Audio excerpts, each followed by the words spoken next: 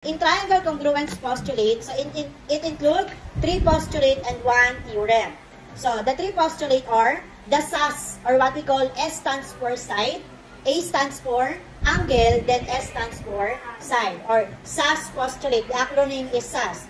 The meaning of SAS is side, angle, side. The second one is the ASA. What is ASA? Angle, side, angle. The third one is the SSS, or the side, side, side postulate. And then we have also 1 theorem. That is SAA. Side, angle, angle. Sa ibang book anak, AAS yun. AAS. Pero minsan, madalas kasi SAA yung ginagamit. Pero may encounter kasi kayo sa ibang book na AAS. Equal lang naman silang dalawa. First, let us focus on the SAS postulate, or also known as the side, angle, side. Okay, so can you read the definition or the meaning of SAS postulate?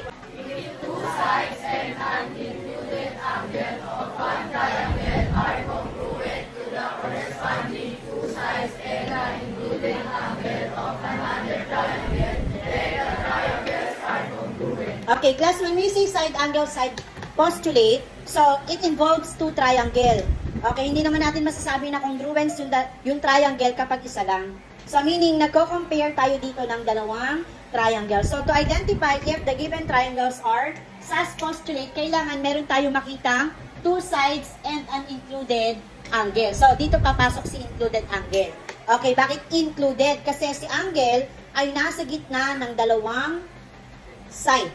Side, angle, side. Kaya, included angle. Okay, so let us try to answer the given example. Number 1. Identify the congruent parts of the 2 triangles. So, to name the 2 triangles, start tayo anak sa markings. May nakikita kayong mga guhit. So, yan yung nagsisimbolize ng mga congruent parts. Okay, so let's start by naming the 2 triangles. So, since ito yung isang guhit, ito yung dalawa, dito ako mag-start sa A. Kasi pag ganito yan, isa, dalawa. Susundin natin yung marking. So, the name of the first triangle, we have triangle ATM. Now, if the name of the first triangle is triangle ATM, what is the name of the second triangle? Yes, Munares. Very good. We have triangle SPH. Okay, let us identify, class, the congruent parts using the markings. Okay, so focus tayo dito sa figure.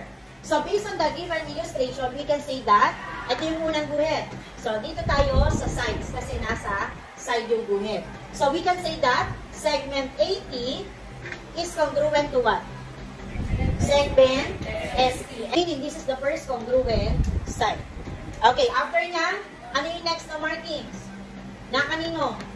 Na kay T. So, which is si TI segment or sides or angle? Angle, nasa gilid. Tandaan, kapag nasa corner, angle yon. Pero kapag nasa mismong guhit, segment po or sides po yun ha. Meaning, give the 2 congruent angle. Or give me 1 pair of congruent angle using the markings. Angle, what?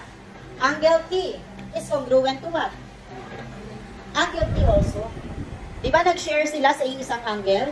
Therefore, we can say that angle T is also congruent to angle T. And what is the last congruent part? Segment TF is congruent to what? Segment TH. Okay, again, what part is this? Side, angle, side. So therefore, we can say that the 2 triangles are congruent using the SAS postulate. Any question? Another example. Given the second figure. Okay, first, let us name the 2 triangles. Okay, so first, I will name the first triangle. Ito anak yung markings. Ito yung isang guhit. Ito yung dalawang guhit. Ito naman yung para kay angle. Okay, the name of the 2 triangles are triangle RPS. Bakit RPS? RP, ilang guhit ito? PS, ilang guhit? Kaya sinusundan natin yung markings to name. RPS. Now, the name of the second triangle is PRQ. Ganun pa rin. Isang guhit, RQ, dalawang guhit. Using this figure, name the corresponding parts. Let's start with yung isang marking. Segment RP is congruent to what? Segment. Sige, para mas maintindihan, ihiwalay ko yung dalawang triangle, ha? Kung nakakonfuse pa kayo. This is the first triangle. And this is the second triangle.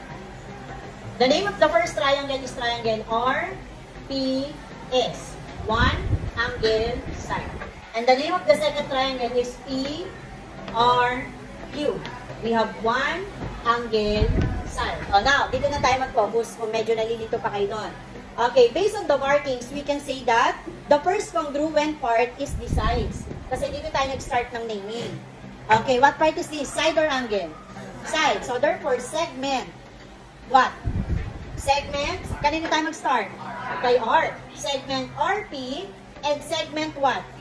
Very good, PR. Are congruent to each other. Okay, nag-start. Tapos na tayo kay one marking. So, dito na tayo.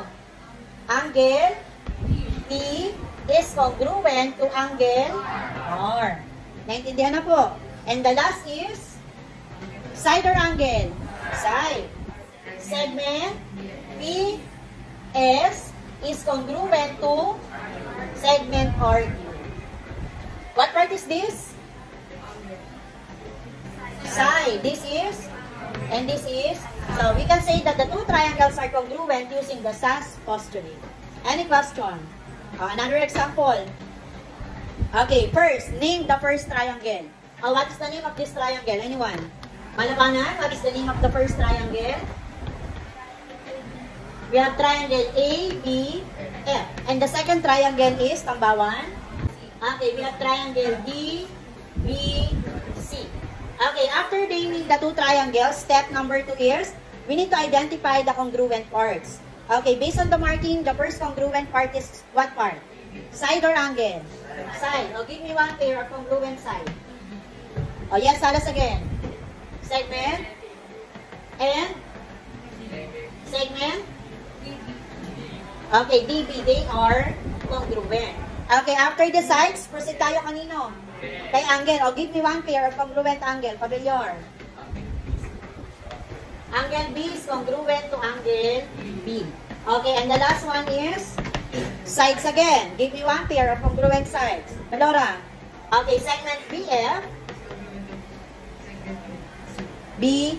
Okay, therefore, what postulate? Okay, using the SAS postulate, we can say that the two triangles are congruent. So, any question? Last one. First, name the two triangle. What is the name of the first triangle? Gasser. Okay, we have triangle MLN. Triangle MLN. And the second triangle is?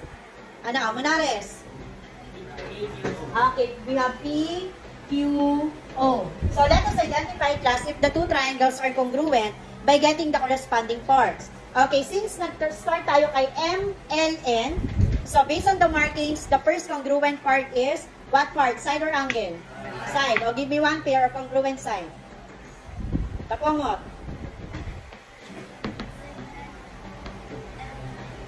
Is congruent to what? Okay, very good. Segment PQ. So, next marking, ano na? Side, what's next? Oh, give me one pair of congruent angle. Gregorio. Angle L is congruent to angle Q. And the last congruent part is the side. Oh, give me one pair. Cañedo.